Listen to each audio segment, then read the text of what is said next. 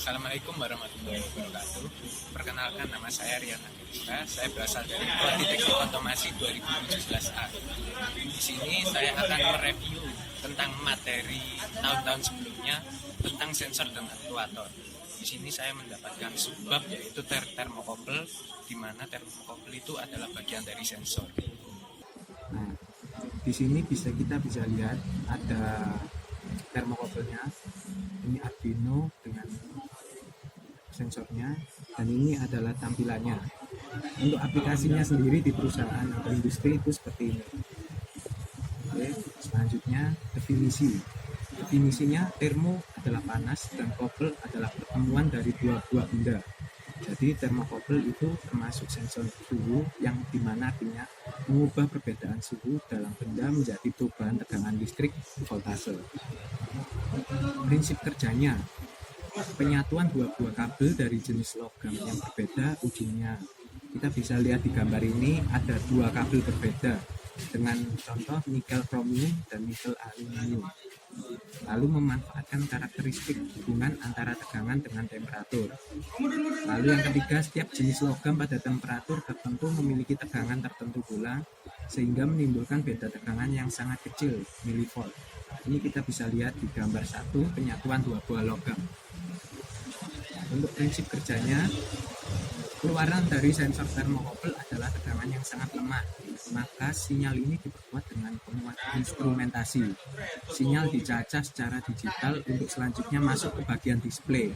Ini contohnya teman-teman, di gambar 2 diagram termokouple.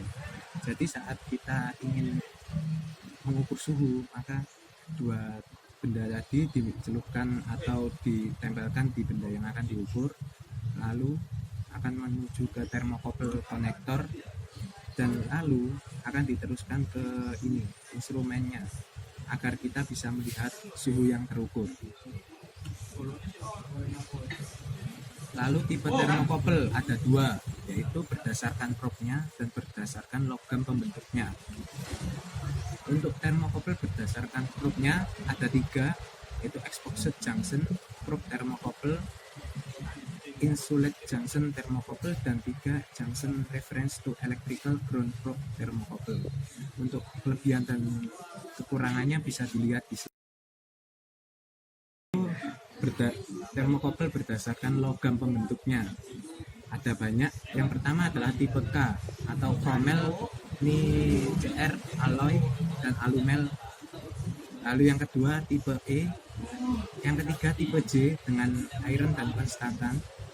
Nah, dari sini kita bisa lihat bedanya, yaitu adalah bahan kedua logam pembentuknya.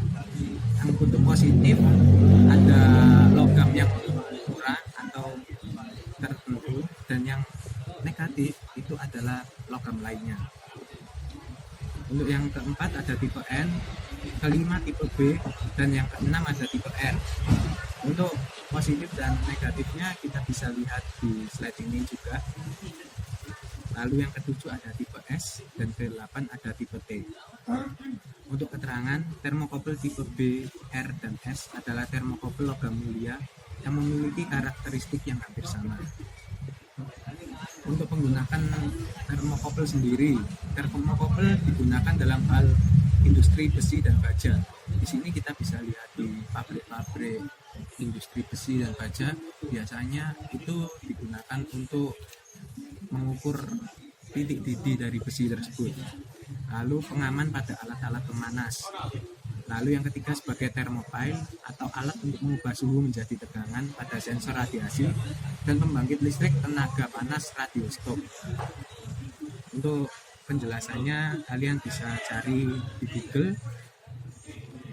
Nah, ini kita masuk kelebihan dan kelemahan termokouple. Kelebihan paling cocok digunakan untuk mengukur suhu yang sangat tinggi dan juga suhu sangat rendah. Rentangnya negatif 200 derajat hingga 1800 derajat Celcius. Untuk biayanya murah, ukuran kecil, kuat, jangkauan operasi luas, akurat, dan memberikan respon yang cepat. Untuk kelemahannya, rentang suhu terbatas dan kalibrasi yang rumit. Jenis sensor suhu lain ada banyak, yaitu bimetal, lalu RTD, ada termistor juga. Nah, ketiga ini kita bisa simpulkan bahwa termokopel ini yang lebih unggul karena murah dan juga harganya terjangkau, jadi bisa dibuat untuk mahasiswa. Nah, sekian dan terima kasih dari saya. Halo, di sini kita akan masuk ke sesi pengetesan termokopel. Ini sudah ada alatnya, ada avometer tipe Zotex ZT102 dan juga ada termokopelnya. Nah, untuk cara penggunaannya kita bisa masukkan ini, lalu yang ini hitam kita masukkan ke kom. Nah, ini kan ada pengaturannya, kita bisa putar. Nah, ini adalah suhu saat ini teman-teman. Untuk pengecekan termokopelnya dulu bisa ini ada korek.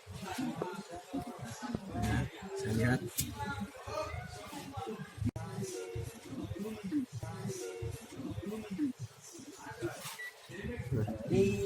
suhunya akan naik teman-teman.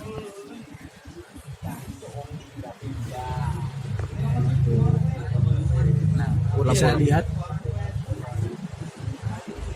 Jadi nanti ini bisa dimasukkan ke, contohnya adalah zat cair yang panas mendidih atau tempat apa aja yang ingin diukur suhunya. Nah, ini sebagai terminalnya dan juga di sini bisa kita lihat tampilannya suhu yang terukur itu berapa. Mungkin untuk pengecekannya sekedar itu aja. Terima kasih teman-teman telah melihat dan memperhatikan video dari saya. Jika ada salah kata, saya mohon maaf sebesar-besarnya. Assalamualaikum warahmatullahi wabarakatuh.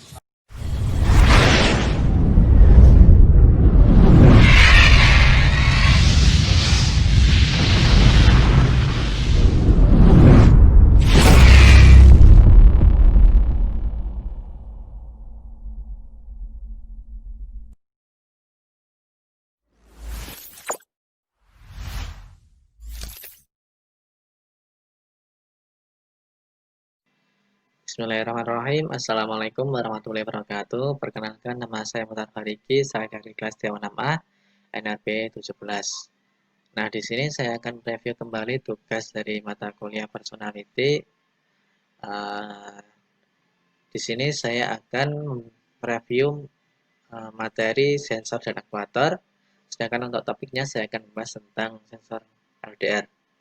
Oke, langsung saja kita mulai. Di sini ada pengertian sensor dan aktuator. Apa itu sensor? Sensor adalah alat untuk mendeteksi ataupun mengukur sesuatu yang digunakan untuk mengubah besaran mekanis, magnetis, dan kimia menjadi tegangan dan arus listrik. Bahasa mudahnya, sensor adalah sebagai indera ketika di manusia itu sebagai indera, bisa indera penciuman, indera penglihatan, dan indera pendengaran. Lebih mudahnya, sensor itu juga bisa digunakan sebagai alat pendeteksi seperti pendeteksi suhu, panas, pendeteksi jarak, dan juga pendeteksi kadar pH, dan lain-lain. Nah, di sini ada banyak contoh sensor, seperti sensor LDR, sensor ultrasonik, sensor termokapel, dan lain-lain. Sedangkan untuk aktuator, yaitu alat yang digunakan untuk mengubah sinyal listrik menjadi gerakan mekanis. Nah, lebih mudahnya itu aktuator itu sebagai controllernya. Ketika pembacaan sensor itu sudah mendapatkan nilai atau range yang diinginkan, maka dengan otomatis aktuator akan bekerja dengan sendirinya. Aktuator ada beberapa contoh, misalnya ada motor DC, motor AC, solenoid, dan servo. Di sini saya akan bahas tentang sensor LDR. teman-teman apakah sudah paham tentang sensor LDR atau sudah mengetahuinya? Kalau belum, langsung simak saya ya. Nah, di sini LDR itu memiliki kepanjangan Light Dependent Resistor, yaitu sensor untuk mendeteksi cahaya. Di sini ketika cahaya terang, maka nilai resistansinya akan rendah. Sedangkan jika cahayanya kurang atau gelap, maka resistansinya akan banyak. Nah, di sini ada simbol LDR, bisa dilihat. Kemudian ini adalah bentuk sensor LDR. Nah, umumnya seperti yang sudah saya jelaskan, ketika dalam kondisi gelap, resistansinya 200 kilo ohm. Sedangkan pada kondisi banyak cahaya atau terang, hanya 500 ohm. Sedangkan ini konstruksi LDR. Bisa dilihat gambarnya ini, ada N plus, dan di tengahnya juga ada N min.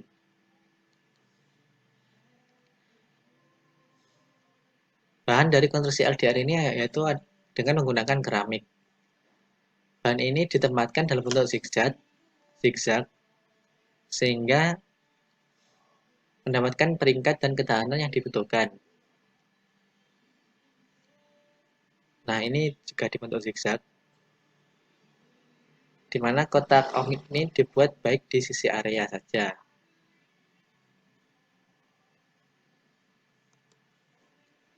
Selanjutnya yaitu rangkaian sensor LDR. Nah, ini bentuk atau gambar diagram rangkaian sensor LDR.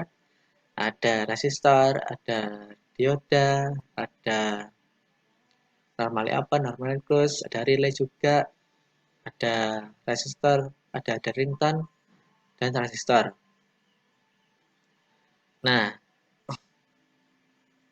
di sini pada diagram ini membutuhkan tegangan DC yang digunakan untuk sebagai penyiaran jembatan atau baterai. Di sini juga menggunakan trafo step down untuk menurunkan tegangan dari 220 watt menjadi 12 watt. Sedangkan dioda di sini untuk mengubah dari tegangan AC menjadi DC. Selanjutnya itu cara kerja LDR. Nah, di sini cara kerja LDR itu biasanya itu banyak digunakan pada rangkaian elektronika, seperti pada lampu di pinggir jalan raya. Kebanyakan lampu di pinggir jalan raya itu menggunakan sensor LDR, di mana ketika ada cahaya matahari, maka lampu tersebut akan mati sendiri, sehingga dapat memutus dan menyambungkan aliran listrik, sehingga dapat menghemat aliran listrik. Setelah itu ada aplikasi sensor LDR. Nah, di sini aplikasi sensor LDR itu banyak sekali digunakan, seperti pada kunci alarm, lampu jalan, meter intensitas cahaya, dan rangkaian alarm mencuri. Di sini harga sensor LDR itu sangat murah dan biayanya juga rendah, sehingga banyak digunakan untuk merakit seperti lampu jalan juga banyak digunakan, sehingga akan menghemat energi listrik. Nah, di sini sensor LDR itu tidak harus selalu menggunakan cahaya, tetapi fleksibel. Bisa menggunakan cahaya juga bisa, dan tidak menggunakan cahaya yang diperlukan. Oke, terima kasih. Kurang lebihnya saya mohon maaf. Wassalamualaikum warahmatullahi wabarakatuh.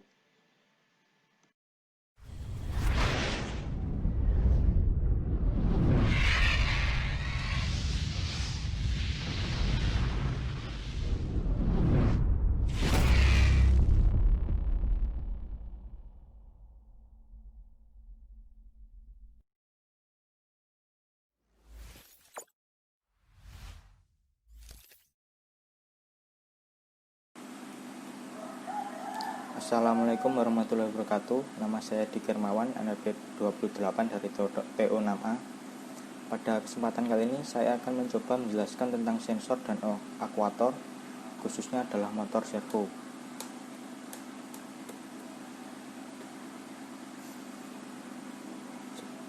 Definisi aktuator. Aktuator merupakan alat daya yang menghasilkan masukan ke plen sesuai dengan sinyal kontrol. Maksudnya adalah aktuator merupakan alat yang meneruskan sinyal dari microcontroller, nantinya akan dikonversikan menjadi energi mekanik dan akan menggerakkan sebuah sistem. Keluaran dari controller ini otomatis dimasukkan ke aktuator. Misalnya contohnya adalah motor, katop pneumatik, motor hidrolik, motor listrik, motor servo, dan lain-lain. Dan pada kesempatan kali ini saya akan menjelaskan salah satu contoh aktuator, yaitu motor servo. Apa itu motor servo? Motor servo adalah sebuah perangkat atau aktuator putar atau motor yang dirancang dengan sistem kontrol umpan balik loop tertutup. Pergerakan dari motor servo ini berupa sudut, di mana dengan sistem closed loop, motor servo dapat membatasi seberapa besar sudut yang telah dilakukan oleh motor servo. Dan untuk menggerakkan motor servo ini dapat diatur dengan mengirimkan lebar pulsa ke controller motor servo tersebut, dan pulsa tersebut biasanya berupa sinyal PWM. Selanjutnya adalah komponen dan prinsip kerja dari motor servo. Motor servo terdiri dari beberapa komponen, yaitu motor, gearbox, potentiometer, lengan penggerak, dan controller atau driver. Dan prinsip kerjanya, servo motor menerapkan loop tertutup, di mana target posisi yang dikirimkan dari microcontroller nanti akan dibaca oleh driver dan akan menggerakkan motor. Motor ini berkecepatan tinggi dan bertorsi rendah. Lalu pergerakan dari DC motor akan dikonversikan oleh gearbox sehingga didapatkan torsi yang lebih tinggi, dan posisi nantinya akan dideteksi oleh potentiometer, di mana jika posisinya belum memenuhi sudut yang telah diperintahkan, maka motor akan bergerak kembali, dan sehingga posisi sudut dapat diperoleh hasil yang sesuai. Motor servo digerakkan dengan lebar pulsa. Jadi lebar pulsa sinyal kontrol yang diberikan akan menentukan posisi sudut putaran dari poros motor servo. Sebagai contoh, lebar pulsa dengan waktu 1, milisecond nanti akan memutar poros motor servo ke posisi sudut 90 derajat. Bila pulsa lebih pendek dari 1,5 mm, maka berputar ke arah 0 derajat atau ke kiri berlawanan dengan arah jarum jam. Sedangkan bila pulsa yang diberikan lebih dari 1,5 milisecond, maka poros motor servo akan berputar ke posisi 180 derajat ke kanan searah dengan arah jarum jam. Selanjutnya adalah ada beberapa jenis motor servo.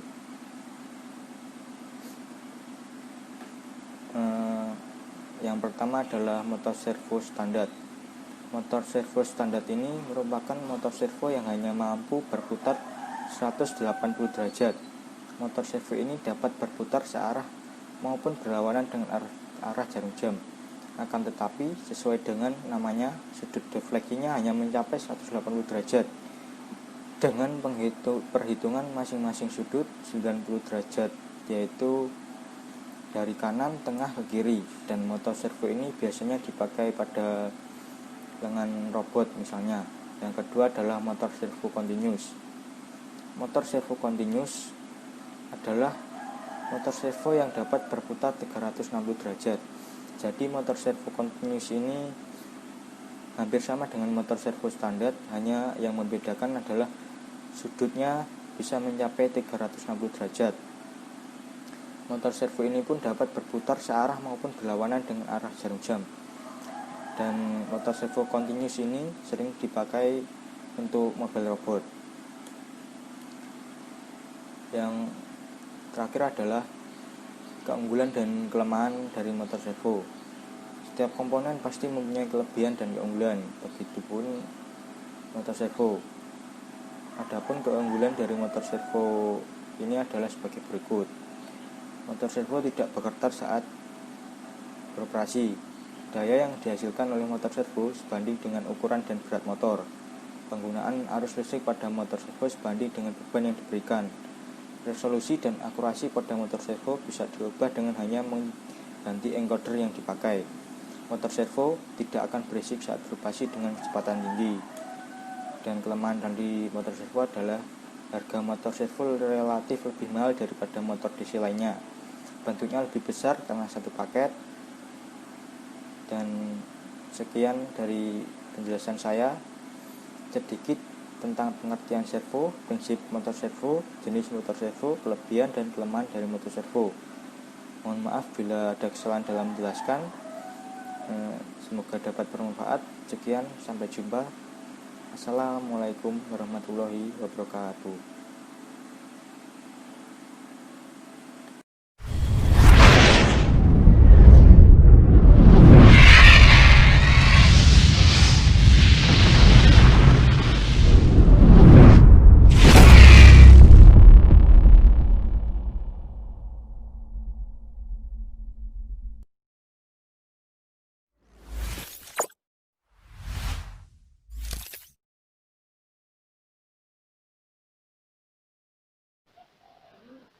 Halo teman-teman, Assalamualaikum warahmatullahi wabarakatuh. Perkenalkan, nama saya Akmal Arbin Putranto dari D4 Teknik Otomasi. Nah, jadi pada kesempatan kali ini, saya akan sedikit mereview mengenai salah satu mata kuliah saya yang diajarkan pada semester lalu. Tepatnya diajarkan pada semester 3 yang diampu oleh Bapak Isa. Ini adalah sensor dan aktuator. Jadi pada mata kuliah ini dijelaskan mengenai apa saja jenis sensor dan aktuator serta cara kerjanya. Nah, sensor sendiri merupakan suatu alat untuk mendeteksi suatu besaran fisis berupa mekanis, magnetis, panas, sinar, maupun kimia. Dan singkatnya, ini tuh suatu alat untuk mendeteksi suatu rangsangan. Sedangkan aktuator sendiri merupakan suatu peralatan mekanis yang berfungsi untuk menggerakkan dan mengontrol sistem yang diinginkan. Nah, tapi saya tidak ingin membahas semuanya. Saya di sini ingin membahas mengenai salah satu dari aktuator, yaitu hidrolik. Nah, tapi sebelumnya kita harus tahu terlebih dahulu sistem yang digunakan pada hidrolik.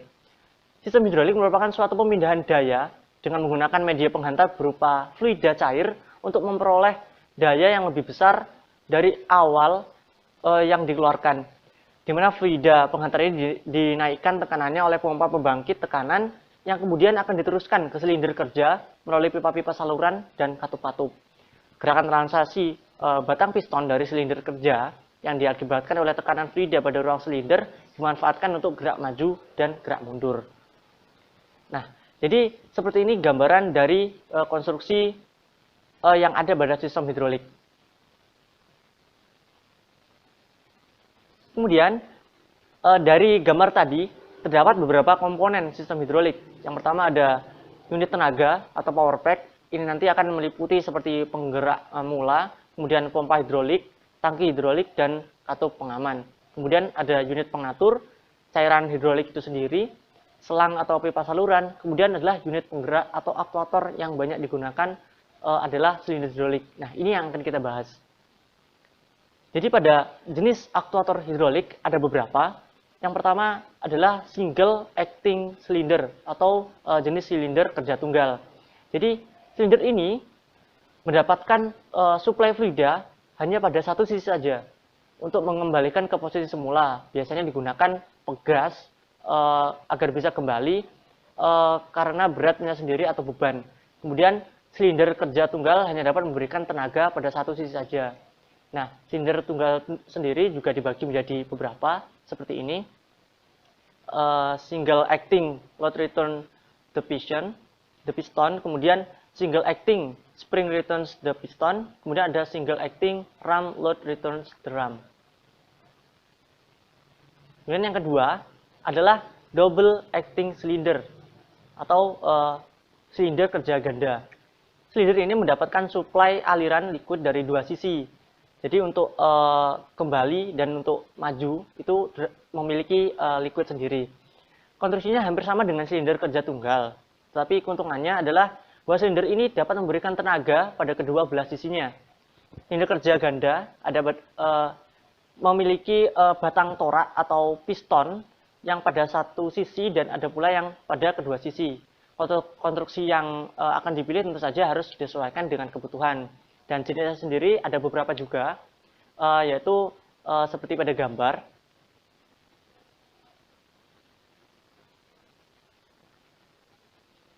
Nah, kemudian ada jenis hidrolik motor atau motor hidrolik.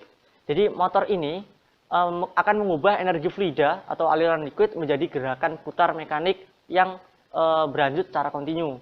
Motor hidrolik ini telah cukup berkembang dan penggunaannya telah cukup meluas. Dan ini juga terbagi menjadi beberapa. Yang pertama ada piston hidrolik motor, kemudian sliding fan motor, dan kemudian ada gear motor. Nah, dalam penggunaannya sendiri, sistem hidrolik memiliki hukum fisika yang digunakan. Yang pertama ada hukum Pascal. Jadi, Pascal menyatakan bahwa tekanan yang diberikan pada fluida dalam sebuah wadah tertutup, maka tekanannya akan diteruskan sama besar dan merata ke semua arah.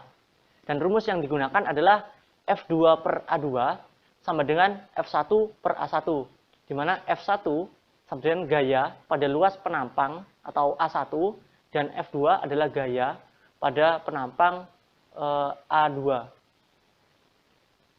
Dan kemudian yang digunakan ada hukum hidrostatis. Pada hukum hidrostatis berbunyi tekanan hidrostatik pada sembarang titik yang terletak pada bidang mendatar di dalam wadah suatu jenis zat cair sejenis dalam keadaan seimbang adalah sama. Dan kemudian rumus yang digunakan adalah P sebagai hidrostatik tadi sama dengan Rho GH. Nah, jadi Rho merupakan massa jenis zat, ini nanti kilogram per meter kubik, kemudian G merupakan percepatan gravitasi M per second kuadrat, kemudian H merupakan kedalaman atau ketinggian. Nah, kemudian kita akan banyak menemui aplikasi aktuator ini pada beberapa hal, yaitu contoh adalah bulldozer, kemudian ada traktor, car lift, kemudian ada dongkrak hidrolik, dump truck, ekskavator, kemudian ada beberapa komponen kendaraan seperti sering kita temui di mobil seperti power steering dan rem. Jadi seperti itu. Kemudian kelebihannya daripada aktuator-aktuator lain, jadi tenaga hidrolik lebih fleksibel dalam segi penempatan transmisi tenaganya. Kemudian mudah pemasangannya, menghasilkan tenaga yang besar dengan dimensi peralatan yang kecil, kemudian kecepatan gerak yang dapat diatur bervariasi, jadi dapat kita atur sesuai yang kita inginkan, mau cepat ataupun mau lambat. Kemudian mudah diubah arah geraknya, ringan, sedikit perawatan, serta tidak berisik. Nah, ini merupakan suatu keuntungan. Sedangkan kekurangannya adalah harganya mahal, karena menggunakan liquid yang caranya berupa oli. Kemudian ada apabila bocor, maka akan mengotori sistem, sehingga sistem hidrolik jarang digunakan pada industri makanan, karena dapat meracuni makanan yang ada. Kemudian gerakannya relatif lambat. Jadi teman-teman, itu tadi sedikit penjelasan mengenai sistem hidrolik atau aktuator, yaitu hidrolik. Nah, mungkin sekian penjelasan yang singkat dari saya. Apabila ada salah dan kurangnya saya mohon maaf. Wassalamualaikum warahmatullahi wabarakatuh.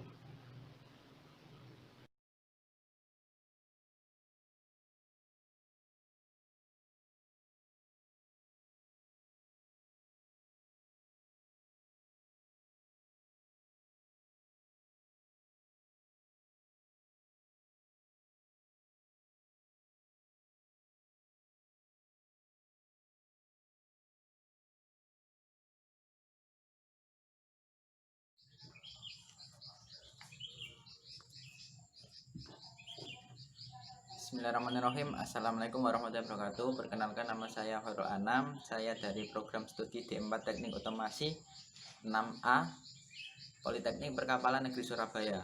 Pada video kali ini saya akan mereview sedikit tentang materi sensor dan aktuator.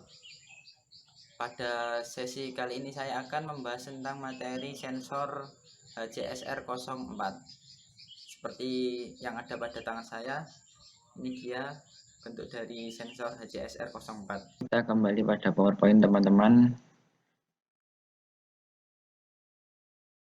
Ya, yang pertama sebelum kita mengetahui apa sih sensor HCSR itu, alangkah lebih baiknya kita mengetahui apa sih itu sensor.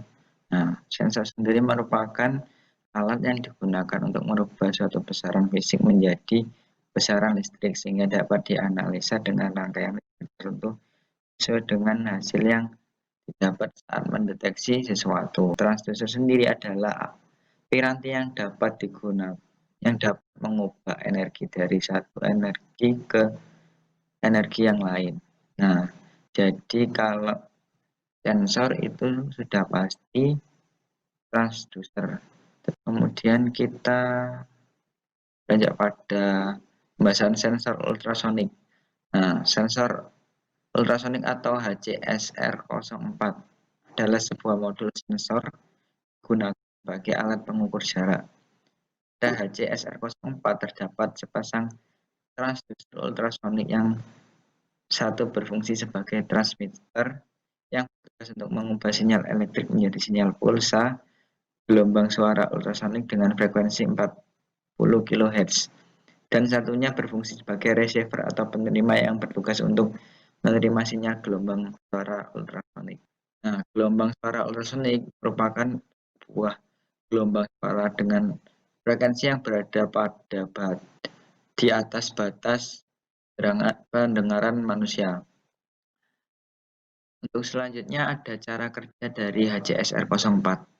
Nah, HCSR 04 ini cara kerjanya yaitu dengan sebuah sinyal pulsa yang memiliki durasi 10 mikrosecond pada pin trigger. Nah, kemudian sensor mentransmisikan gelombang ultrasonik 8 pulsa pada frekuensi 40 kHz. Pola 8 pulsa ini digunakan untuk sebuah penanda sinyal ultrasonik dari modul ini yang memungkinkan penerima untuk membedakan pola yang ditransmisikan dari kebisingan ultrasonik sekitar. Kemudian ini adalah gambaran dari sinyal 8 puls. Nah, diawali dengan memberikan pulsa 0 atau low, modul mulai dioperasikan, kemudian memberikan pulsa high atau sama dengan 1 pada trigger selama 10 mikrosecond, sehingga modul mulai memancarkan 8 gelombang kotak dengan frekuensi 40 kHz. Kemudian ada penjelasan detail dari tadi 8 pulsa tadi bergerak melalui udara menjauh dari transmitter atau pemancar mengarah ke benda atau objek yang di depannya atau objek yang diamati. Sementara itu dari pin echo menjadi high atau sama dengan 1 untuk mulai membentuk awal sinyal gema.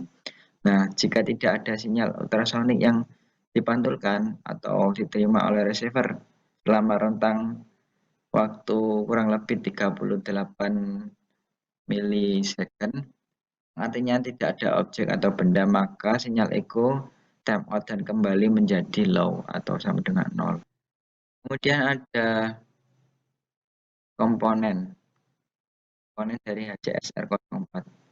Nah, HCSR 04 ini memiliki dua komponen, yaitu yang telah disebutkan di awal tadi, yaitu ada transmitter dan juga receiver. Nah, fungsi dari ultrasonik transmitter adalah memancarkan gelombang ultrasonik dengan frekuensi 40 kHz. Kemudian pada ultrasonik receiver untuk menangkap hasil pantulan gelombang ultrasonik yang mengenai suatu objek. Nah, berikut adalah gambar yang diperlihatkan gelombang pemancar yang jaraknya adalah 2 kali jarak antara sensor dan bidang pantul. Kemudian pada persamaan atau rumus dari jarak yang ditempuh sama dengan jarak yakni jarak sama dengan kecepatan kali waktu, di mana kecepatan gelombang suara pada udara adalah 340 meter per sekon. Kita konversi menjadi 0,034 cm per sekon. Nah, karena jarak yang ditempuh dari gelombang suara ultrasonik atau HCSR sampai tadi adalah bolak-balik dari sensor transmitter ke objek dan kembali ke sensor atau ke receiver, maka rumusnya menjadi jarak sama dengan waktu dikali 0,34 dibagi 2. Kemudian kita lanjut pada spesifikasi dari sensor HCSR 04. Nah, untuk tegangan ada 5 volt VDC dengan arus statis kurang lebih 2 mA, level output antara 5 sampai dengan 0 volt. Kemudian derajat yang dicapai ada kurang lebih 15 derajat. Kemudian untuk jarak yang bisa dideteksi antara 2 cm sampai dengan 450 cm. Kemudian tingkat akurasi. Nah, tingkat akurasi dari HCSR 04 ini sekitar 0,3 cm atau 3 mm. Untuk fungsi dari pins yang ada pada HCSR 04 ada VCC. Nah, VCC ini untuk sumber tegangan. Kemudian trigger. Nah, trigger ini sebagai penyulut atau pin yang digunakan untuk membangkitkan sinyal ultrasonik. Jadi untuk membangkitkan sinyal pulse tadi yang 8 kotak-kotak. Kemudian untuk echo. Nah, echo ini sebagai receiver atau indikator. Pin ini digunakan untuk mendeteksi sinyal pantulan dari HCSR 04. Kemudian ada ground. Nah, ground ini sebagai sumber tegangan negatif. Kemudian kita lihat, nah ini adalah gambaran yang ada pada sensor ultrasonik sama. Nah, untuk code dan wire. Nah, ini untuk wiring bisa trigger bisa dikonekkan pada pin BWA. Untuk echo bisa dikonekkan pada pin digital. Untuk 5 volt ya sumber tegangan 5 volt. Kemudian untuk ground ya kita konekkan pada ground. Nah, ada contoh coding sederhana dari HCSR 04. Nah, itu ada inisialisasi dari port, variabel, echo, dan trig. Kemudian kita setup di setupnya ada echo sebagai input dan trig sebagai output. Kemudian kita panggil di for loop. Nah, mungkin itu saja teman-teman yang bisa saya sampaikan. Mungkin ada kurang lebihnya, saya mohon maaf yang sebesar. Saya tutup sekian. Terima kasih. Apabila ada pertanyaan bisa ditanyakan pada kolom komentar. Assalamualaikum warahmatullahi wabarakatuh.